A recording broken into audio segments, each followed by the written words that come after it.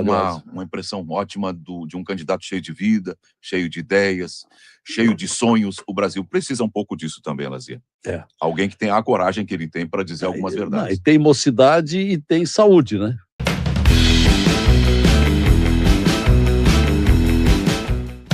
Imagem, aspecto de 20 anos. Uau. Tem um aspecto muito jovem, impressionante.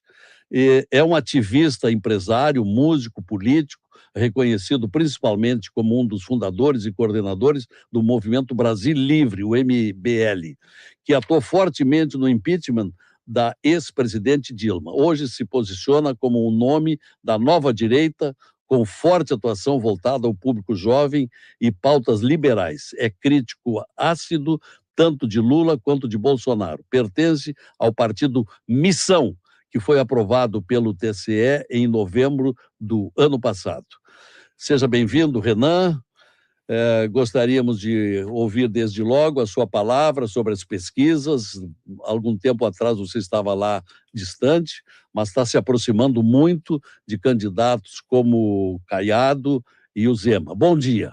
Bom dia a todos os ouvintes. Fico muito feliz com o elogio ao meu aspecto jovial. Lutei muito por isso nas últimas semanas, para dar uma perdida de peso, porque quando você vai viajando, perde os seus hábitos, dorme mal, come errado, você engorda, não tem jeito. E aí eu fui beneficiado por duas coisas, né? Eu comecei a cuidar ali para perder peso, e ainda fui atingido por um protozoário, ou uma bactéria lá no Pará, que, enfim, um lugar que não tem muito saneamento básico, infelizmente, e fiquei muito doente, então isso acelerou meu emagrecimento também, mas eu já melhorei e acho que eu estou mais bonito, então estou feliz de estar mais magro. Você é casado? Não sou. Se você anuncia que é bonito, você está fazendo um chamariz, né? E é isso, eu preciso melhorar minha votação entre as mulheres, né? Tá certo. Tá muito bom. Suas propostas principais: ser eleito. Vamos colocar por ordem de execução. Primeira coisa, presidentes da República, né, e líderes de qualquer coisa, eles precisam saber o que eles querem na hora certa. Então, a primeira coisa que o presidente da República precisa fazer, para todo mundo entender, o Brasil está indo para uma rota de colapso fiscal. É um colapso fiscal. As contas públicas no Brasil estão estourando, e estourando muito rápido. A famosa curva da relação dívida-PIB, ou seja, PIB é o tamanho da economia do Brasil e dívida é a proporção que ela ocupa disso. Ela já está em 80, indo para 90, já 100%, só que a velocidade de subida dela é muito maior do que a dos outros países. A relação dívida-PIB em outras nações pode até ser alta, mas ela não está subindo quanto a brasileira. Então o Brasil está indo para uma rota de quebra. E isso significa que os juros vão ficar cada vez mais altos, que a inflação vai ter que ser usada em algum momento como uma forma de corrigir, e as pessoas vão ficar mais pobres. Então eu vou precisar cortar dívida. E para cortar dívida eu preciso cortar despesa. E despesa eu vou ter que cortar um monte de coisa. Então eu vou fazer uma coisa igual o vizinho de vocês aqui, o Milei, fez, que é avisar para as pessoas: olha, o Brasil está quebrado e nós vamos precisar desesperadamente cortar despesa. Você não teme perder voto com o funcionalismo público? Isso você fala numa necessidade brasileira. Necessidade. Agora, os funcionários públicos não gostam de ouvir isso. Pois é, mas assim, primeiro, não se perde o que não se tem. É um tipo de voto, o funcionário público sindicalizado, que eles jamais votariam em mim, primeira coisa. E segunda coisa, vai precisar ser feito de qualquer forma. O funcionário público, ele tem estabilidade, o trabalhador comum não tem estabilidade. Então quer dizer que a conta sempre tem que ir para o trabalhador comum que não tem estabilidade, enquanto aquele que tem estabilidade e que eventualmente ganha acima dos demais, ou pode se aposentar de acordo com algumas categorias antes que os demais, ele não pode mexer nos privilégios dele. Eu acho isso muito errado. Se eu falar ainda do funcionalismo, especialmente no judiciário, eu estou falando, vou colocar aqui, tá, de categorias que se comportam de maneira criminosa em receber super salários, e isso foi autorizado para a STF. A STF autorizou os penduricalhos agora. Isso é criminoso.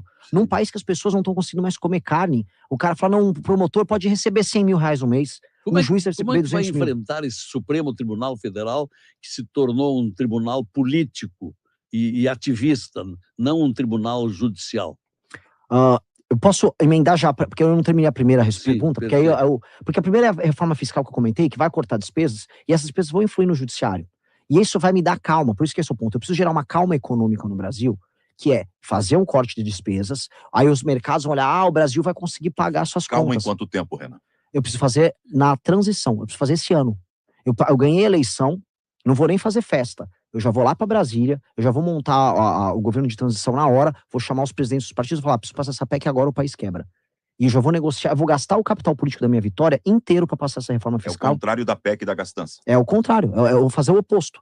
eu tenho que gastar, olha que desgraça, o presidente da República vai ter que participar de uma guerra, eu tenho que ganhar eu tenho que ir pro segundo turno, ou seja, ter um grande desempenho no primeiro turno, tenho que vencer o Lula no segundo turno, aí eu tenho que pegar todo esse esforço, eu vou ter que gastar conversando com uma bandidagem do Centrão do Congresso, para falar, preciso salvar o país dos erros que vocês cometeram agora. A bandidagem do Centrão tá boa.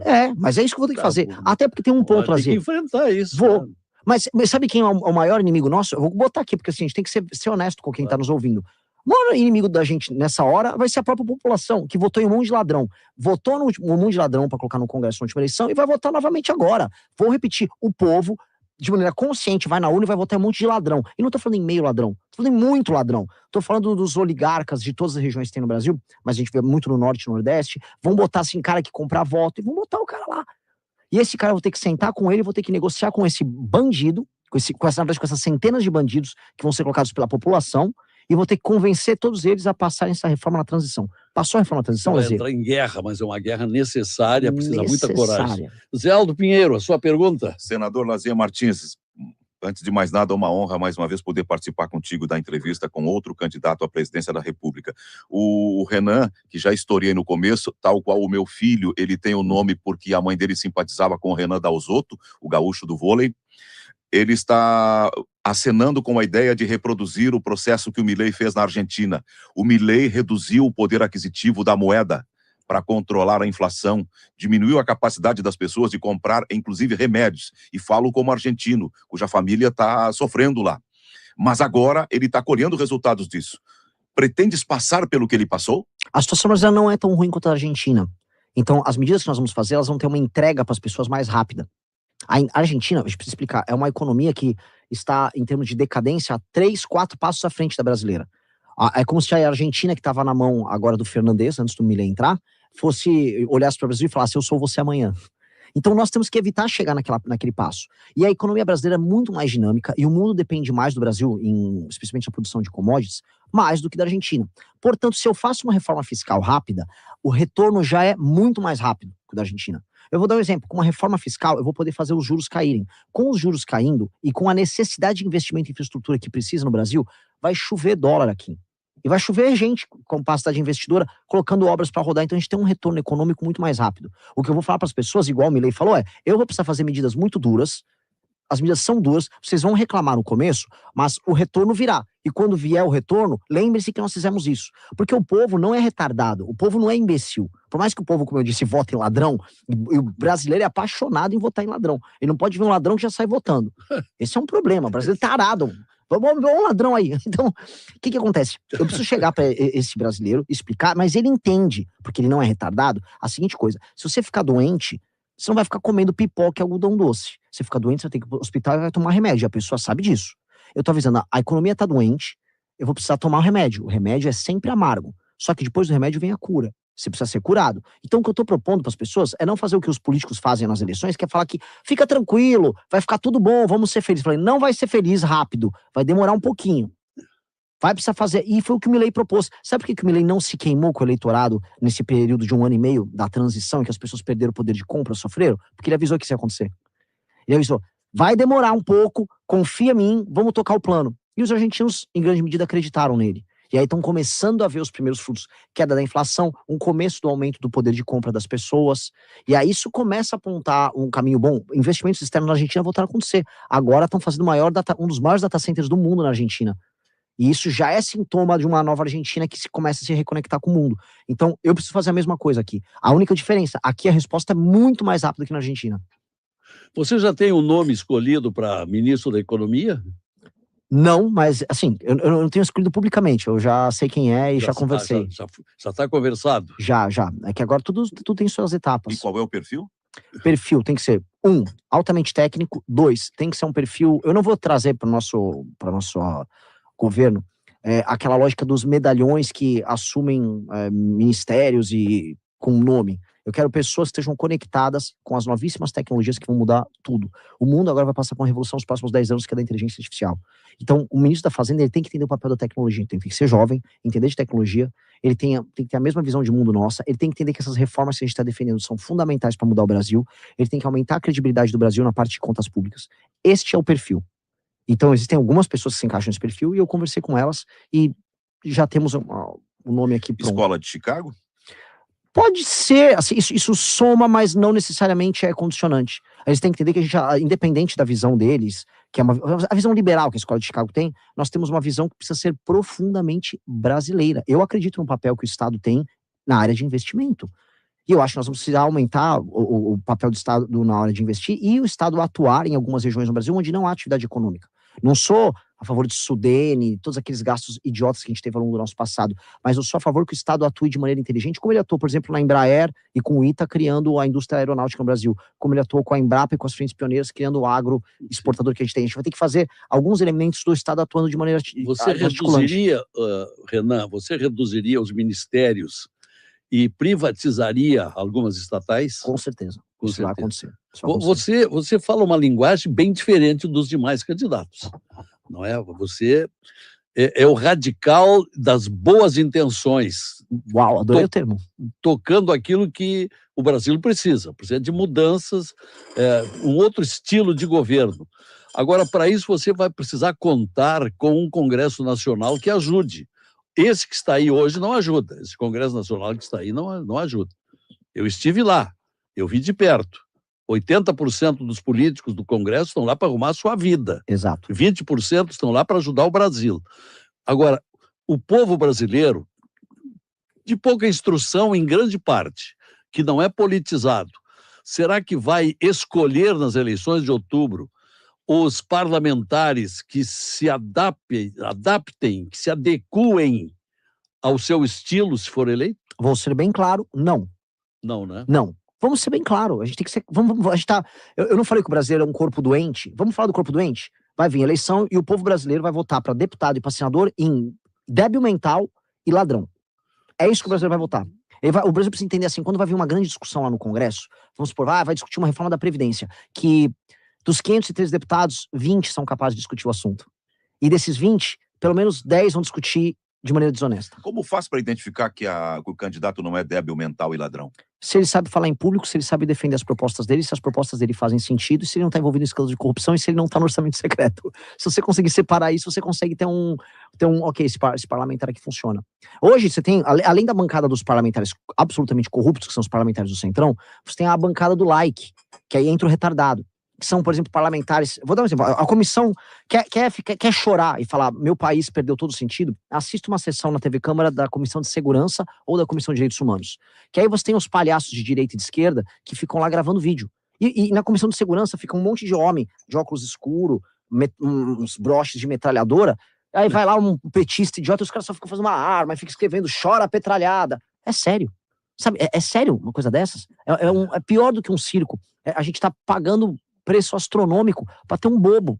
E são bobos. Ou uma mulher, sei lá, de um cocar. Vai parecer, sabe? Ou você gosta de Fernando Cidinha, tudo bem, mas por que você precisa ir com um cocar? O cocar é uma coisa pesada, sabe? Você tá botando um cocar. Pra que usar aquilo? Pra que usar aquilo? Se já se sabe que é uma indígena que está lá, por que tem esse vestir? Exato. Lá não é uma taba? Exato, porque todos eles, do cara que quer fingir que ele é militarizado, que é o cara que tem que estar todo cheio de paramentos de armas, a pessoa que tem que botar um cocar, eles estão fingindo e posando. Então você tem a bancada do like e você tem a bancada da emenda. E isso é a maior parte da Câmara. Estás falando da dualidade das bolhas. Sim. Da direita e da esquerda. Como Sim. faz para furar essas bolhas? Olha, o brasileiro gosta de entretenimento e a política se tornou um Big Brother. A pessoa gosta de acompanhar a política porque é um Big Brother. Elas querem acompanhar as brigas, as fofocas, as discussões, as lacradas que um dá no outro. Só que o Big Brother, ele é um fim em si mesmo. Ou seja, você assiste um Big Brother não porque vai ser alguma coisa de boa do Big Brother, mas simplesmente você passa o seu tempo assistindo o Big Brother. Aquilo não tem nenhuma função social. O Congresso e a política se tornaram isso. O problema é que, como ele é um fim em si mesmo e as coisas precisam ser resolvidas, nada acontece. E aí o que está acontecendo? A gente está indo para uma eleição agora em que as pessoas estão cansadas, porque a despeito de todo o teatro e da briga, nada acontece. E coisas precisam acontecer. Então as pessoas querem que você destrua o crime organizado, as pessoas querem que a economia ande, as pessoas querem ver que a infraestrutura que não existe no país comece a funcionar, que a sabotagem que existe do ponto de vista de ONGs e associações contra a feitura de obras no Brasil aconteça, que exista atividade econômica na maior parte das cidades pequenas que tem ao redor do Brasil, que hoje não existe, que as pessoas não precisem ficar migrando internamente. Ou seja, as pessoas precisam que as coisas aconteçam, mas as coisas não acontecem. E aí ela liga na TV Câmara, aí tá lá: seu comunista! Ah, você é gaysista! Não dá! Então o teatro cansou. É como se o Big Brother, que a pessoa fica assistindo, que é a política brasileira, ele... Ok, cara, eu só quero ver alguma coisa acontecer. Agora, eu lhe fiz uma pergunta lá atrás e que Do você não STF, teve tempo ainda para responder. Porque nós temos hoje um Supremo Tribunal Federal aparelhado pelo governo Lula. Em 3 governos ele foi escolhendo, em cada governo 1, 2 ou 3, e hoje temos um Supremo Tribunal de gente que sintoniza. São ministros alinhados com o governo Lula. Como alterar isso? Se você vai para lá, serão esses os ministros que vão julgar ações movidas pelos parlamentares. Você vai tentar adotar uma determinada medida, haverá ações contra a sua tentativa. Então, o Supremo vai ser uma pedra do seu caminho. Espero que ele não seja. Eu não vou lá procurar briga com o Supremo. O Supremo está todo encalacrado em escândalos de corrupção. 2 dos principais nomes do STF... O Senado não toma iniciativa de caçar, de fazer o impeachment. Mas, vamos lá. Uma coisa é o Senado tocar o impeachment do ministro do STF com esse Senado que tem aí. Ele vai se alterar em parte, primeiro ponto. Bom, acho que haverá um clima de guerra. 54 vagas. Sim. Se o eleitorado brasileiro modificar 30 vagas, a coisa melhora muito, porque tem 22 lá que são contra esse Supremo. Exato. Aí com 30 dá 52, aí sobra. Nem precisa eleger 30. Sim. Se eleger 25, por exemplo, já está bom para mudar o Supremo. E o presidente da República, e esse é o compromisso público que eu estou adotando, eu não vou chegar lá para declarar guerra a ninguém, porque o Brasil, como eu disse, precisa andar. A primeira coisa que eu preciso fazer é, como eu disse, passar a pauta fiscal, ainda esse ano, na transição, e virei o ano, eu preciso iniciar a guerra contra o crime organizado. Aí que entra a questão, o STF vai querer se interpor? Se o STF se interpor, eu vou ser bem claro, vou dar um exemplo, vou na Restinga pegar os caras da facção bala na cara. Aí vem uma decisão lá baseada na DPF das favelas, olha, não pode fazer isso, eu vou ao Xandão dar uma canetada, eu não vou cumprir. Eu estou avisando de maneira prévia. Eu não vou propor nada, golpe, vou ficar arrumando briga, vou briga com ninguém, converso com todos. Agora, decisão ilegal não se cumpre. E já tem prerrogativa para fazer isso, dada pelo próprio presidente do Senado, que uma vez tomou uma decisão monocrática do Marco Aurélio para ser afastado, o Renan Calheiros, 2016, falou, não cumpro. Não vou cumprir decisão ilegal. Decisão ilegal que impeça o presidente de cumprir um dever constitucional, que é defender a integridade do território nacional, que é meu dever constitucional como presidente, eu não vou. Isso é um absurdo. Então, decisões que venham derrubar o processo legislativo brasileiro, porque o ministro quer dar uma decisão dizendo, isso aqui na verdade é um direito fundamental do não sei o quê, e aí vai derrubando tudo com todo o funcionamento do Estado brasileiro, não serão aceitas. Aí ele vai fazer o quê? Vai me derrubar? Vai dar uma canetada? Vai mandar a Polícia Federal prender o presidente da República recém-eleito? Quero ver fazer isso. Eu sou um democrata, sou contra todo esse papagaiada de golpe que a gente ouviu falar nos últimos anos. Dito isso, é golpe também você impedir o exercício de um poder. E o poder executivo tem que funcionar. Isso é um golpe. E hoje você não consegue governar no Brasil. Renan, como tem sido tratado aqui no Rio Grande do Sul pelos gaúchos, e pediria até que fizesse uma comparação do modo como está sendo recebido pelas regiões, porque o sul do país tem enfrentado dificuldades, está se sentindo um pouco vítima de um certo preconceito do atual governo da República. Qual é, nesse teu período de pré-campanha, a percepção que tu estás tendo do trato dos gaúchos para com as tuas ideias e para com a tua pessoa? Vocês são um povo formidável, cara. Vocês são um povo formidável. Onde há crescimento econômico no Brasil, há gaúcho. Eu acho que é muito paradoxal a situação dos gaúchos, porque quando eu vou no Maranhão, a melhor região do Maranhão em termos de desenvolvimento é a região de Balsas, região de gaúcho. Quando eu vou na Bahia, a região que mais cresce é a região oeste, gaúchos. Barreiras e Luiz Eduardo. Não é? Quando eu vou para Tocantins, gaúcho. Mato Grosso, gaúcho. Mato Grosso do Sul, gaúcho. É gauchada toda. Exato. Quando eu vou para o oeste do Paraná, gaúcho. Vocês são um povo formidável, um povo trabalhador, um povo com uma energia expansionista. Rondônia, vamos falar Rondônia? Mesma coisa. Gaúcho. Agora, se eu olho no próprio estado, os gaúchos não conseguem crescer no próprio estado.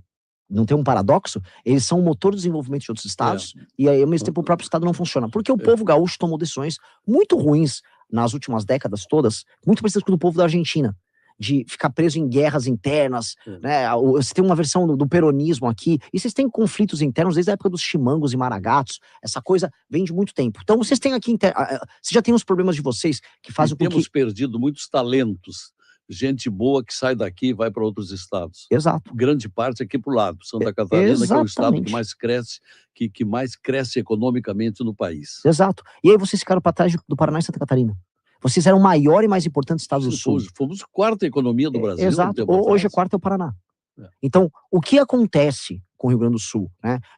Esse modelo, essa decadência que aconteceu aqui, é muito resultado das decisões políticas de um Estado absolutamente inchado, inimigo do empreendedor, hiperfiscalizações, muito similar ao que aconteceu na Argentina. Vocês têm um paralelo entre Rio Grande do Sul e Argentina gigantesco. Éramos a terceira economia do mundo, falando como argentino. Exato. E aí a sabotagem... É que esse rapaz aqui, ele nasceu na Argentina. Então, sabe esse drama? A gente consegue fazer muitos paralelos até porque assim, ó, aqui tinha essa energia que você tem no Paraguai, na Argentina, que é essa coisa de blancos e colorados, essa energia dual, sempre duas forças inimigas brigando entre si. Tanto que as cores eram as mesmas, né? O Chimango Maragato, acho que era branco e vermelho também, o Paraguai tem esse branco e vermelho. A energia de sempre duas facções. Um é vermelho e o outro é branco. Paraguai branco e colorado. Os maragatos vermelhos e os chimangos brancos. Tu tá dando uma demonstração de conhecimento. Qual é a tua formação? Eu abandonei a faculdade de Direito da USP. Eu fiz a faculdade de Direito da USP, a gente pode colocar, sem ser muito bairrista, como a melhor faculdade de Direito né, do Brasil, a mais tradicional. Então era o vestibular de humanas mais difícil de passar. Eu sempre fui um garoto muito estudioso quando era jovem. Abandonei a faculdade no meio do curso porque eu quis começar a trabalhar. Eu sempre fui muito ansioso, queria trabalhar, ser empresário e ter minhas aventuras. Eu estudo por conta própria, eu amo história. Eu amo história, amo história. Inclusive o nome do meu partido, tem a ver com coisas muito gaúchas aqui, né? Missão, né? Aqui tem a região das missões, teve todo o caso, vamos dizer, do enfrentamento dos jesuítas, a colônia, os nossos bandeirantes, meu povo de São Paulo veio aqui causar, né? Com as missões, mas o que eu quero dizer, assim, eu amo história, e eu amo entender os processos históricos, como a gente pode usar eles a nosso favor para tornar os nossos desejos realidade, né?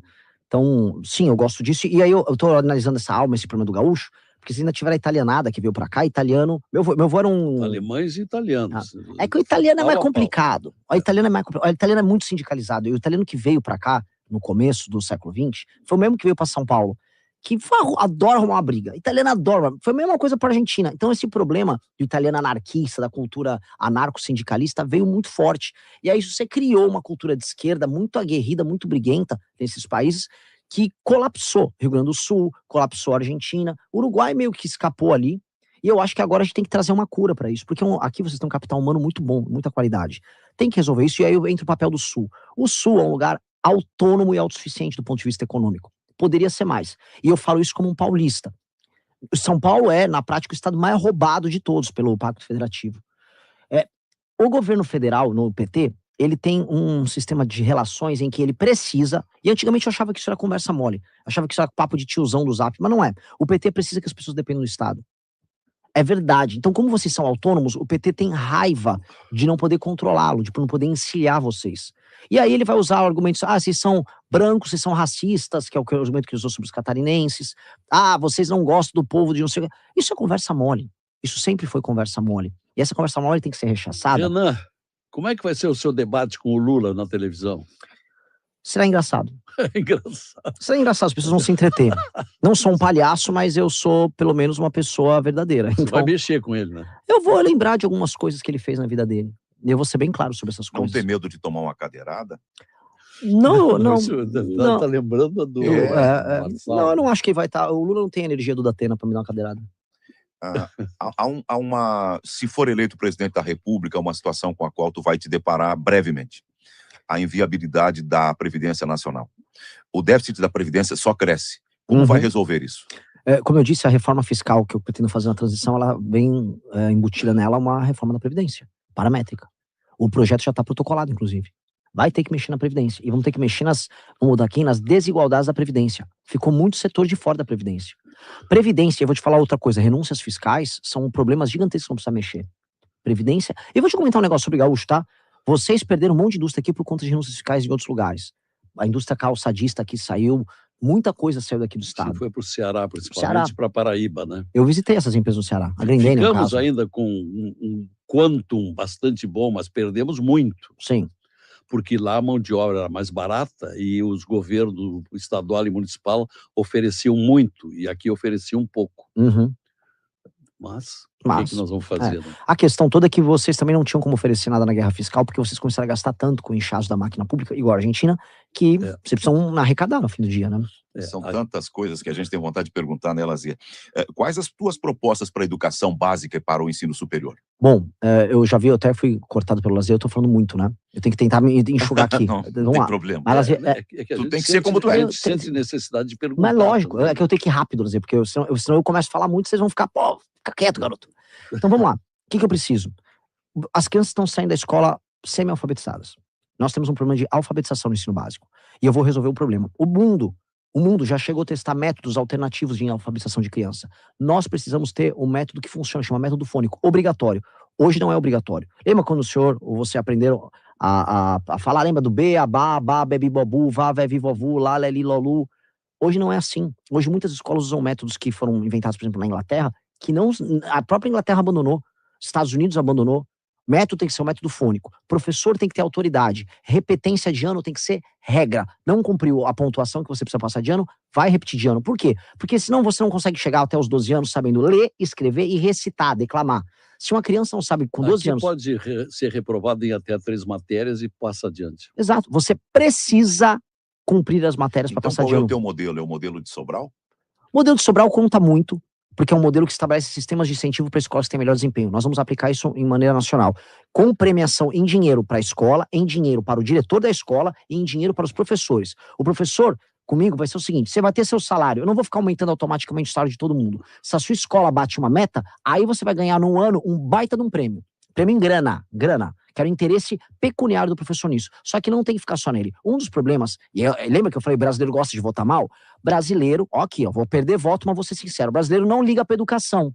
As famílias não cobram as escolas do desempenho dos seus próprios filhos ou da melhoria do atendimento dos professores às crianças. Pois bem, para envolver, eu vou dar prêmio em dinheiro para os melhores estudantes e para a família deles. Então, o aluno tirou nota alta, eu vou acabar com aquele pé de meia que só paga pela frequência e eu vou pagar para os melhores alunos. E os alunos especiais de escola pública, vamos botar um exemplo aqui para tratar da questão de cota, aquele menino negro, aquela menina negra, ou branco, não importa, mas eu tô falando que foi bem na escola pública, tá tirando notas bem altas, eu vou pegar ela e vou dar uma bolsa de estudos na melhor escola da região dela, para ela poder concorrer no vestibular sem precisar de cota. Muito bem. E como você vai enfrentar um dos maiores males do Brasil, do tráfico de drogas? Mas essa vai ser a parte gostosa do nosso governo, porque é um governo de repactuação nacional. Eu vou devastar o tráfico de drogas. Como é que faz isso? Nós vamos alterar... Primeiro, a gente precisa subir todas as penas para crimes violentos no Brasil, novamente. Precisamos subir as penas. Nós precisamos mexer nas leis de execução penal, que é a famosa LEP. Nós temos que acabar com a progressão de pena. Isso tem que eliminar o poder discricionário que o juiz hoje tem. Para traficantes tem que acabar mesmo. Eu acho que progressão de pena tem que existir para alguns crimes não violentos e só. Exato. Alguns crimes... Crime violento não tem progressão. Faria que nem o presidente de El Salvador, fazer mais presídios e botar um mundo de gente na cadeia? O meu slogan é mais presídios e menos escolas. Eu preciso fazer... lógico. Repita. Mais presídios e menos... Eu preciso de fazer mais presídio no Brasil e reformar as escolas que eu tenho. Eu não preciso sair abrindo escola nova. Essa aqui é uma provocação. É uma provocação que eu falo. Porque todo mundo fala assim, não, quero mais escolas e menos presídios. Não, eu vou fazer mais presídio no Brasil. Escola já existe, a população está diminuindo no Brasil. Eu tenho que pegar a escola que já existe, em vez de fazer populismo, eu vou reformar, vou fazer escola com tecnologia, vou pegar as escolas pré-existentes, vou colocar quadra nelas, vou tornar as escolas boas. Agora, construir agora, eu tenho que botar marmanjos, centenas de milhares de marmanjos na cadeia, que é isso que eu preciso fazer agora. Precisa de dinheiro, hein? Para sustentar na cadeia. Esse mundo de traficantes e bandidos, isso custa caro. Eles vão ajudar, eles vão trabalhar bastante lá dentro pra gente. Tu tá te apresentando como uma mistura de Bukele com Milei. Exato. Não vai ser fácil. Eu queria te ouvir também falando sobre um outro tema, porque nós estamos diante de uma situação em que há uma questão ideológica que, avançando sobre o processo judicial, se fores eleito presidente da República, faria como disse o Caiado, uma anistia geral dos condenados do 8 de janeiro? E qual a tua opinião sobre a dosimetria? Só dosimetria, não anistia. Eu acho o seguinte, eu sou presidente da República, eu estou eleito. Eu tenho que zelar pela ordem do meu país. Eu não posso aceitar que qualquer grupo político invada prédio público no Brasil, destrua tudo, fique pedindo intervenção dos militares e nada aconteça. Porque eu não entendo meus concorrentes que querem ficar agradando o bolsonarismo, que querem basicamente dar passe livre para todo mundo que comete esse tipo de crime. Ou seja, quando o MST destruiu, então, o Congresso, ou destruiu os prédios públicos e ministérios em 2017, estava tudo bem, então tem que aplicar a mesma regra? Então o MST também pode, então, fazer isso e não acontecer nada com eles. É lógico que não. Aquelas pessoas, veja só como o caso brasileiro é bizarro, aquelas pessoas cometeram crimes. Ao mesmo tempo, elas não tiveram o direito a um julgamento justo, porque elas foram alvo de um julgamento anômalo do senhor Alexandre de Moraes. Bizarro, julgamento político. Por que a dosimetria é necessária? Porque é uma ação política vinda do Congresso, avisando o seguinte: nós vamos sopesar o crime que foi cometido com a ausência de um julgamento justo. E vamos ajustar as penas para elas ficarem menores. E quem foi alvo... É porque não houve individualização da pena. É isso. Os caras tiveram audiências... Foi a mesma pena para pessoas de protagonismos diferentes. Exatamente. E isso foi uma bizarrice. Claro. Então, o que rolou foi, na prática, como você tem um elemento anômalo que já era o inquérito do Alexandre de Moraes, ele basicamente puxando tudo para si, aí ele criou um julgamento coletivo, ele criou o Nuremberg do Alexandre. Então ele criou o julgamento dele, você tinha audiências coletivas. Audiência coletiva você vê em guerra. Então você botava numa audiência online, vários réus com advogado, ninguém tinha como individualizar a sua própria relação. Foi bizarro. Então assim, agora, dá uma anistia, aquelas pessoas não... O Congresso Nacional, o STF, não foram destruídos por um sujeito, foram milhares de pessoas que invadiram e aquelas pessoas sabiam o que estavam fazendo. Porque se eu for só anistiar o cometimento de crime, meus amigos, aí uma pessoa que vai te assaltar na rua ou um pichador que eu quero prender, vai falar, poxa, mas eu também quero. Programas sociais, Bolsa Família. Tem que ser reajustado. Quando digo reajustado, não é reajustado no valor, reajustado no modelo. Qual é o modelo do Bolsa Família hoje? Hoje um rapaz de 25 anos consegue Bolsa Família em qualquer lugar do Brasil. Hoje uma moça consegue um Bolsa Família sendo uma pessoa saudável. Essas pessoas têm que ter uma opção de trabalho antes. Se elas não tentarem arrumar um emprego e querem ficar no Bolsa Família, o Bolsa Família é cortado. Ela tem que provar que está tentando arrumar um emprego. 2, se ela arruma um emprego, ela continua com o Bolsa Família mais tempo para você fazer a transição. Você tem que criar um incentivo a pessoa arrumar um emprego formal. E 3, aí com a sensibilidade de eu ser hoje o único dos pré-candidatos que está rodando o interiorzão do Brasil, especialmente das regiões mais pobres do Brasil. Tem cidades no Brasil que não têm atividade econômica, e se você tirar o Bolsa Família, as pessoas morrem de fome na hora, ou migram para cidades, favelizando as cidades. Essa é a verdade. Tá? Isso é verdade. Então, o que você vai precisar fazer? Frentes de trabalho com o governo federal nesses municípios. Eu vou botar frente de trabalho. Já tem candidata, já tem nome para a vice-presidência? Estamos discutindo com 3 nomes e não posso... Mas será do Nordeste ou do Sul? Vai ser de qualquer lugar. Não, isso é importante. Não é não. Lazer, eu vou te falar, isso é papo de marqueteiro. Eu não confio muito em papo de marqueteiro. As pessoas querem ver um projeto honesto, não importa de onde as pessoas vieram. As pessoas querem alguém que olhe para os problemas dela de maneira igual. O crime organizado, como você citou, do tráfico de drogas, ele está matando gente no Ceará e no Rio Grande do Sul.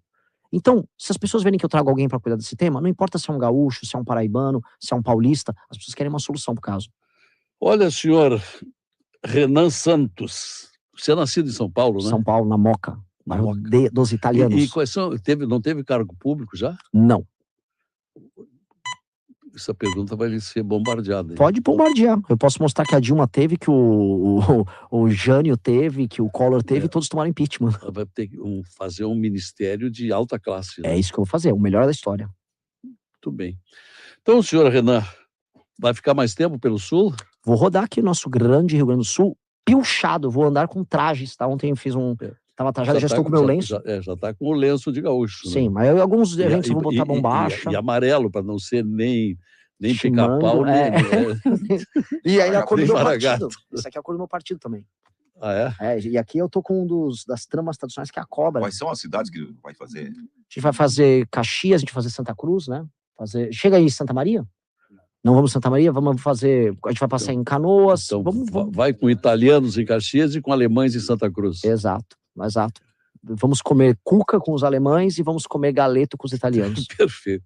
Muito bem, senhor Renan Santos. Obrigado pela presença aqui, pela visita e boa sorte aí nessa campanha duríssima. Será duríssima, mas quando eu encontro pessoas que eu admiro e tenho entrevistas boas com vocês, vai muito valer a pena. Estou muito honrado e adorei conversar com vocês. Tá bom. Pré-candidato à presidência da República pelo partido Missão, né? Uhum. Que é o equivalente ao MBL. Sim. Tá bom, obrigado pela presença, boa sorte aí no trabalho. Obrigado, foi uma honra. Zé Aldo, obrigado pela participação, sempre Fiquei com valiosa. uma impressão ótima de um candidato cheio de vida, cheio de ideias, cheio de sonhos. O Brasil precisa um pouco disso também, Lazier. Alguém que tenha a coragem que ele tem para dizer algumas verdades. E tem mocidade e tem saúde, né? Tá bem de saúde, graças a Deus. Ou tinha, né? Eu quase morri semana passada, mas tô bem, agora tô bem, melhorei. Ninguém volta de uma viagem no Pará, no interior, sem sequelas, né? Então, só imagino. Voltei complicado, mas melhorei. Tem que cuidar do que come, né? Tem. 10h02. Muito obrigado. Vamos lá no... Gostou do vídeo? Deixe o gostei, se inscreva e até a próxima.